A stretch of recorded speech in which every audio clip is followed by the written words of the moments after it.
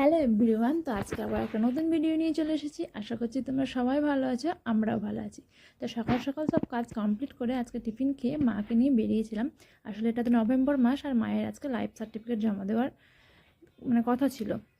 ওটা তো কোনো দিন হয় না, নভেম্বর মাসে যে কোনো দিনই দেওয়া হয়। তো ফাইনালি আজকে মাকে নিয়ে বেরিয়েছিলাম। তো ফাইনালি ফেরার পথে এই দেখো এখানে পানি ফল পেলাম। পানি ফল না খুব দেখতে ভালো লাগলো, আর পানি ফল খেতে খুব ভালো লাগে। তো এখানে পানি ফল নিয়ে একটু মিষ্টি আর বিস্কুট ছিল না বাড়িতে, তো নিয়ে চলে এলাম। আর সবজিগুলো না আমি যাওয়ার আগে কেটে রেখেছিলাম। এখানে বাঁধাকপির সবজি, টমেটো, আলু। তো স্নান টান করে ওদিকে মা রান্না করছিলো, আর আমি এখানে গোপুদের ভোগ দিচ্ছি। আর গোপুদের জন্য আজকে সন্দেশ নিয়ে এসেছিলাম। আর এই দেখো লাঞ্চ আজকে বানানো হয়েছিল বাঁধাকপির সবজি আর মাছের ঝাল। তো তারপরে মা আর আমি ফাইনালি খেতে বসে পড়লাম। তারপরে আমার বড়মশাই এসেছিলেন। বড়মশাই সেদিন অফিস থেকে খেয়ে এসেছিলো। তো তারপরে দুজনের সন্ধ্যেবেলায় একটু রেডি হয়ে বেরোলাম চিকেন আনতে যাব বলে। আজকে বরের রাজ্যে হলো যে আমি আজকে চিকেন রান্না করব, চলো চিকেন নিয়ে আসবো। তো চিকেন নিয়ে আসার পর এই দেখো বর এখানে পেঁয়াজ কাটছিল। তারপরে আমি ওকে হেল্প করে রসুন, আদা, টমেটো ওগুলো কেটে পেস্ট করে দিয়েছিলাম। তারপরে ওই চিকেনটা রান্না করেছিল। আসলে ও না পেঁয়াজগুলো খুব ছোটো ছোটো করে কাটতে পারে, রান্নাও খুব ভালো করে। তো এদিকে আমিও অনেক একটা হেল্প করলাম, কারণ একা একা কতই করবে। আর রসুন টসুন না একটু ছাড়াতে সময়ও লাগে।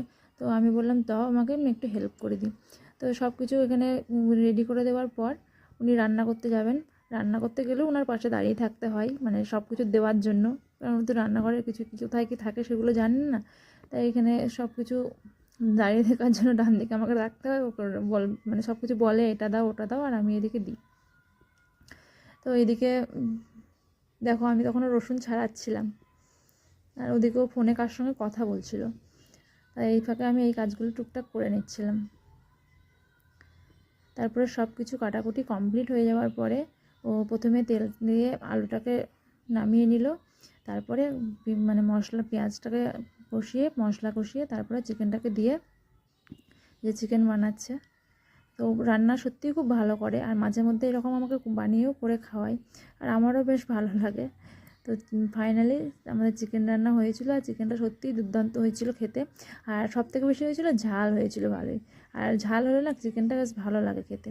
তো এই দেখো ফাইনালি চিকেন হয়ে গেছে। তো আজকের ভিডিওটা এই পর্যন্তই। যদি তোমাদের ভালো লেগে থাকে প্লিজ লাইক করো, শেয়ার করো এবং কমেন্ট করো আর সাবস্ক্রাইব করো।